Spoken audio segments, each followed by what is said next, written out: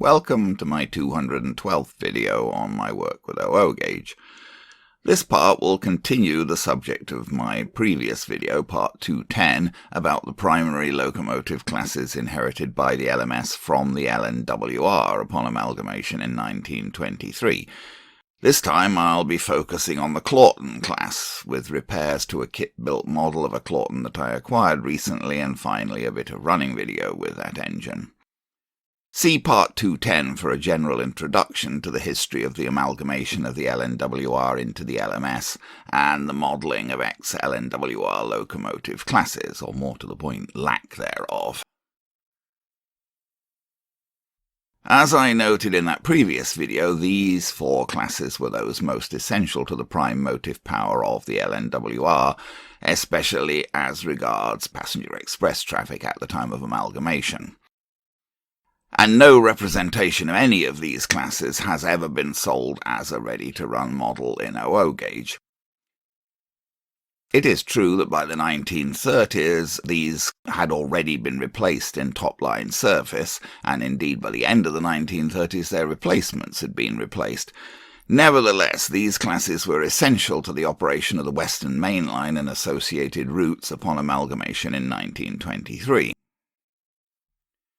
And the most powerful, and in many ways most important of those classes, was the Claughton. The Claughtons were the final express passenger class to be introduced by the LNWR before amalgamation. They were powerful engines with 4 cylinders, 2 internal and 2 external. At the time of amalgamation, the Claughtons were the premier passenger express locos on the Western Main Line. The class was introduced in 1913, 10 years before amalgamation, and 130 were built. The LMS classified the Claughtons as 5P. 20 engines of the class were rebuilt by the LMS with larger boilers, and some were also fitted with caprotti valve gear.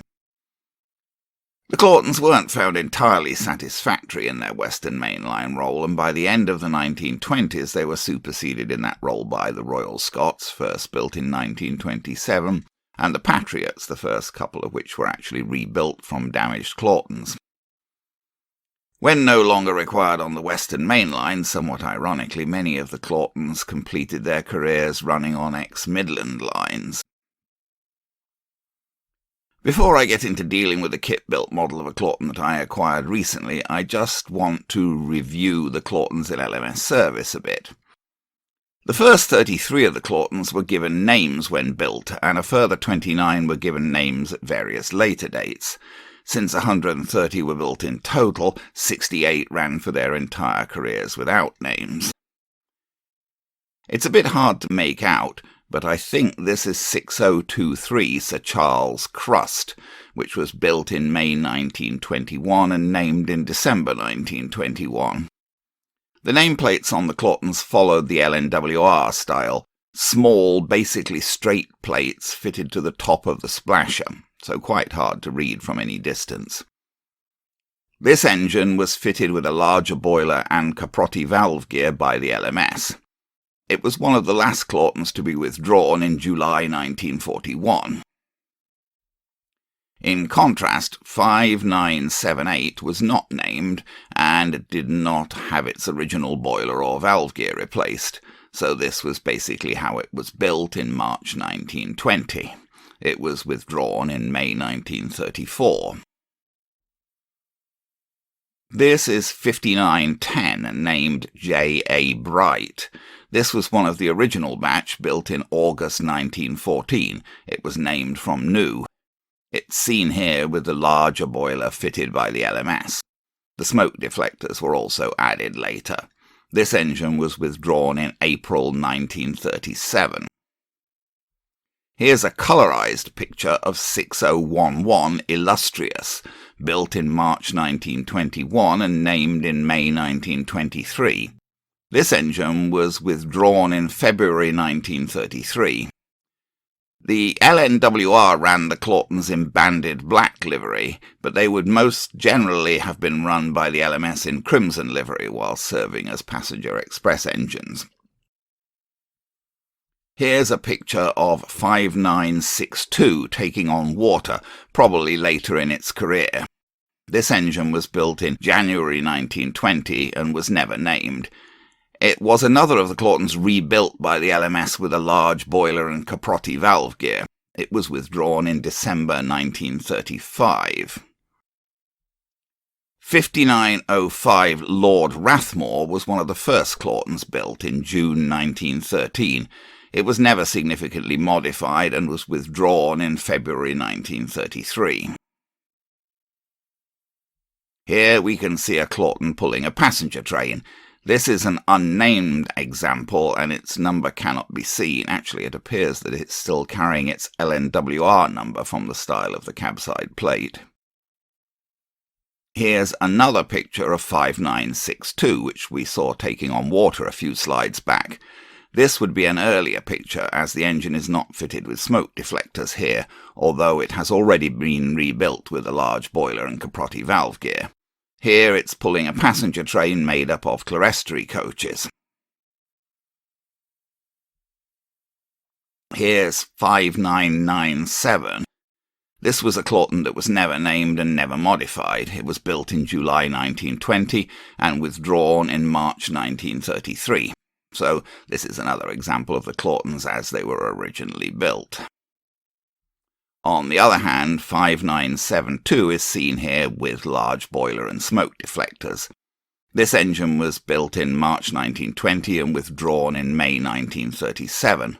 Although it was rebuilt with the large boiler, it didn't receive caprotti valve gear. It was never named. Here's that same engine, but here without the smoke deflectors, making it easier to see the large boiler. And here we're back to a Claughton in original condition: small boiler, no smoke deflectors, Walschaerts valve gear. This is 5912 Lord Faber, built in August 1914, named from new, never rebuilt and withdrawn in February 1935. This is another Claughton in original condition, albeit a slightly later build. 5933 was built in March 1917 and withdrawn in December 1932. It was never named and never rebuilt. As I've said, no ready-to-run 00 gauge model of a Claughton has ever been sold, but ready-to-run models of the class have been available in other scales. Here's an advertisement for a number 1 gauge model of a Claughton with a lot of interesting information that you might want to pause and read. This model was certainly a plaything for the rich at a price of £12, 12 shillings, sometime back in the 1930s, since it says that some of the rebuilt Claughtons survived at the time of writing this advertisement. Here's a coloured postcard from a painting of a Claughton in LMS crimson livery pulling a passenger train. I can't read either the number or the name, but this might well be Sir Gilbert Claughton, the first of the class to be built in January 1913, withdrawn in March 1935. Here's 5983 pulling a passenger train. This was another Claughton that was never named and never rebuilt. It was built in April 1920 and withdrawn in October 1932. Here's a Claughton pulling a freight train, so this would be late in its career when pretty much all passenger services had been taken over by other classes. This engine was actually the very last Claughton to survive. It was built in August 1920 and named Princess Louise in February 1922. Somewhat ignominiously, its name was removed in June 1935, and it's seen here running unnamed. It was rebuilt with a larger boiler, but retained the Walschaerts valve gear. This was the only Claughton to survive until nationalisation in 1948, being withdrawn in April 1949, but it never received a British Railways number. Here's that same engine, the last of the Claughtons in slightly happier days with corridor passenger stock. This would still be after June 1935, as the engine no longer carries its Princess Louise nameplates. Now, back to my models. Here are the 4 kit-built models of ex-LNWR engines that I've managed to obtain on my test tracks: Precursor, Tank and George V at the back, and Claughton and Prince of Wales on the rails at the front. The Prince of Wales model came to me without a tender. On the other hand, the Claughton came with a tender, but with no way of coupling the tender to the engine, so the tender that came with the Claughton is coupled to the Prince of Wales here at front right. See my prior video, part 210, for my efforts to fix up the tender that came with the Claughton model. I fixed the coal chute, added a coal load, added a coupling, and applied decals for LMS lettering. Here it is after my efforts, though I believe the glue for the coal load is still wet in this picture. In part 210 I ran this tender with the Prince of Wales model. Here's the kit-built Claughton that I got. It seems generally to have been much better built than the Prince of Wales model, but it did come to me with a few breakages and no way to couple the tender. I got the Claughton onto the bench to work on it. One problem to be addressed was that one of the front buffers was missing. Also, here you can see the steps beside the cab on the right-hand side of the loco. But on the left-hand side, those corresponding steps were missing. And, as I say, there was nothing at the back to provide for coupling to the tender.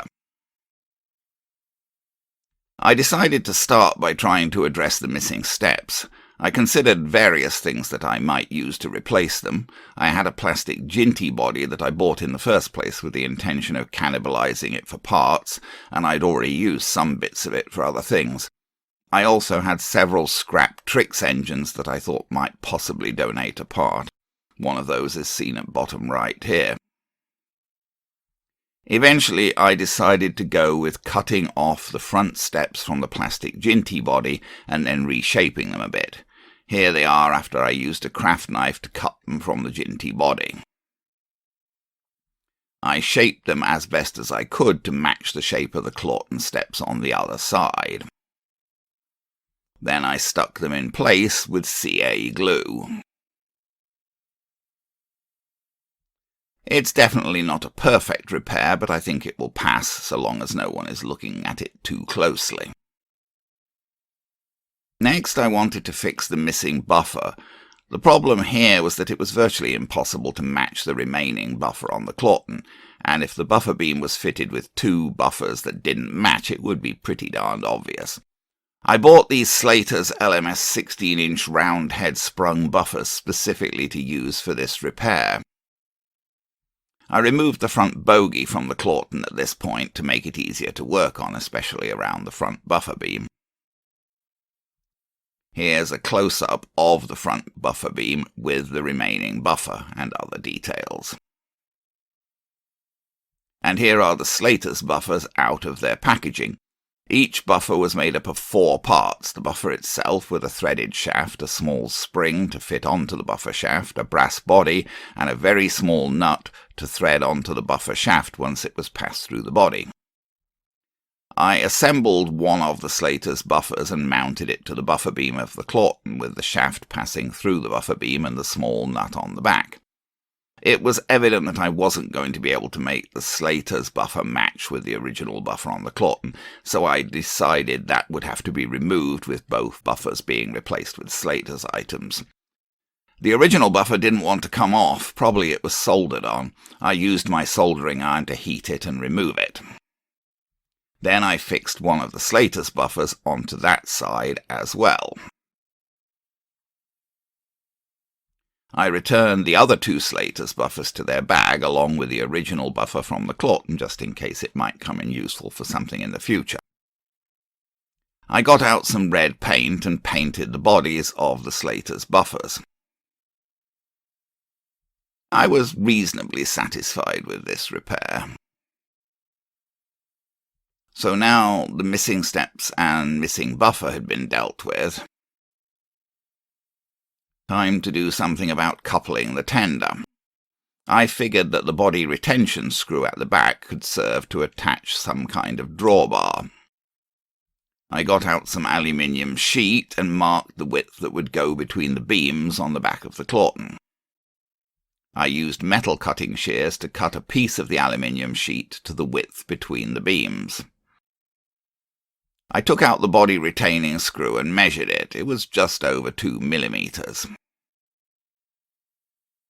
I drilled a 2 millimeter hole in the piece of aluminium. I used a power drill, so I held the piece in pliers whilst drilling, as it's easy to hurt yourself if you try to power drill a piece of metal whilst holding it in your fingers.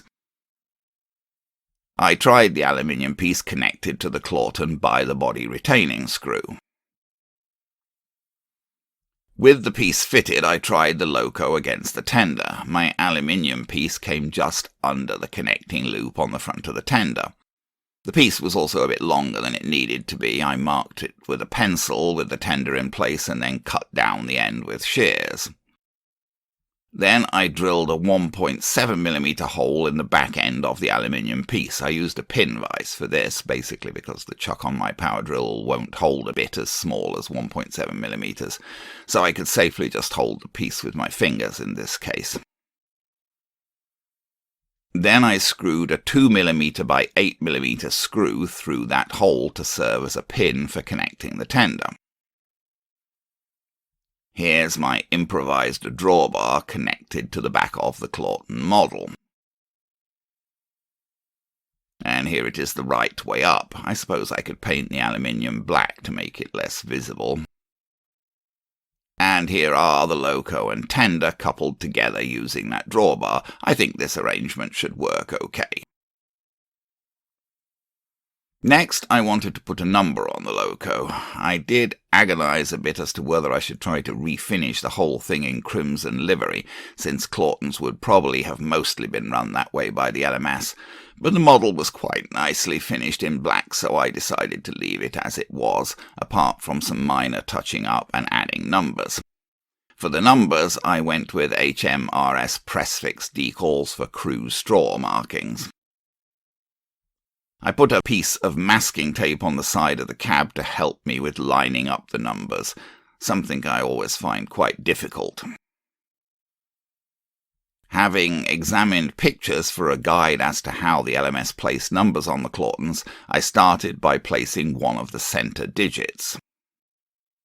This is the other side actually getting its second digit. As I say, I find decaling numbers one digit at a time and producing a neat result quite tricky. Here's the right side with all 4 digits applied. I chose the number 5984 quite specifically, as I needed to use a number for a Claughton that was not named and not rebuilt to match my model, and I wanted a number that would be valid over the longest possible period. 5984 was the last of the unrebuilt Claughtons to be withdrawn in October 1935, so that was the best that I could do. All of the Claughtons that survived after that were rebuilt, unlike this model. Here's that number with the guiding tape removed.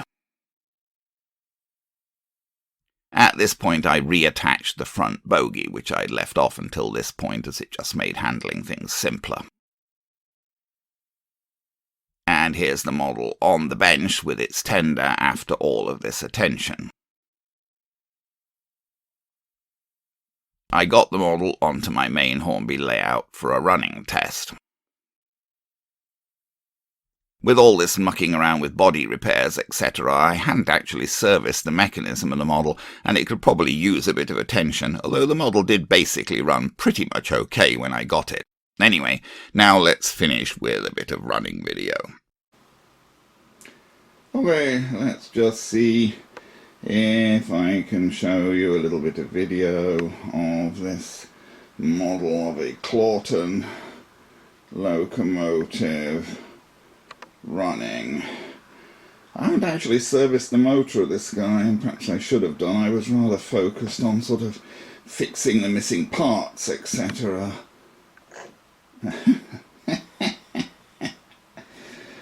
Oh, wouldn't you know it? And of course now it's not moving properly. Little pickup problem, I think, there. More power. He seemed to run quite well when I got him. Not perfectly, but quite well. And he was, missing parts and things. So I focused on that, and I haven't done much else.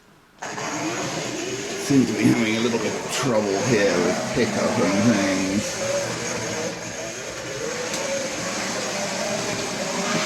I should really service him, you know, take the body off and get into the chassis and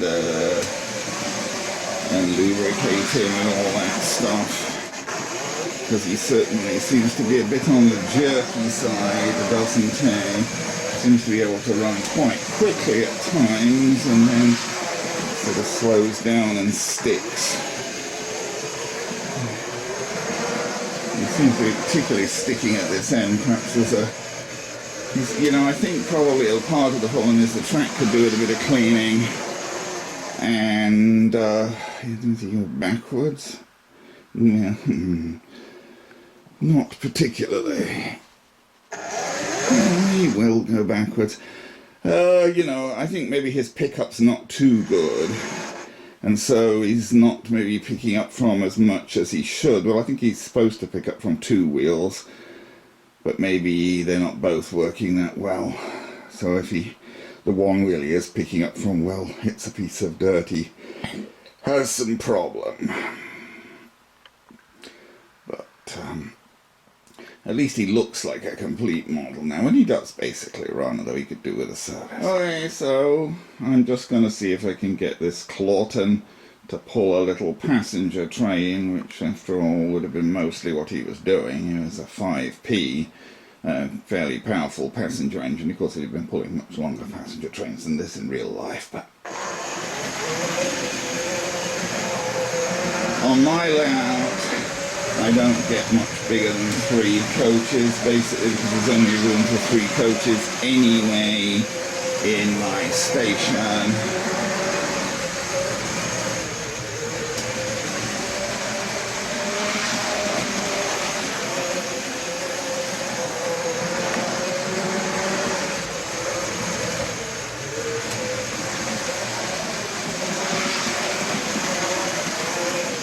There we go. As I say, I should probably give the engine a bit of a motor service, but at least I've done the basic cosmetic repairs now, and he's looking like a moderately complete model. Although, strictly speaking, in LMS service, I think he'd have been more likely crimson than black. But there we go, an ex-LNWR Claughton.